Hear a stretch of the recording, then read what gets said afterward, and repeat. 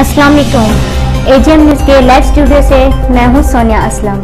आपको अहम खबर से आगाह करते हैं। जहरपीर से हमारे रिपोर्टर दिलशाद जानिया की खबर शामिल करते हैं। जहरपीर के नवही इलाका खई खैर शाह में सीवरेज से गैस पाइप लाइन बोसीदा हो गई। गैस हुकाम ने दुरुस्त करने के लिए गैस लाइन बंद की, लेकिन 3 साल गुजरने के बावजूद भी गैस पाइप लाइन चालू ना हो सकी, जिस पर दर्जनों मकीनों की सप्लाई बंद है। गुज़श्ता रोज़ उन्होंने गैस हुकाम के खिलाफ शदीद एहतजाज किया। मकीनों में सोनन मई, शमीम मई, नसीम बीबी, मकसूद अहमद ने एहतजाज करते हुए कहा कि गैस की सप्लाई ना है, लेकिन इसके बावजूद भी हज़ारों रुपए के बिल हर माह भिजवाए जा रहे हैं।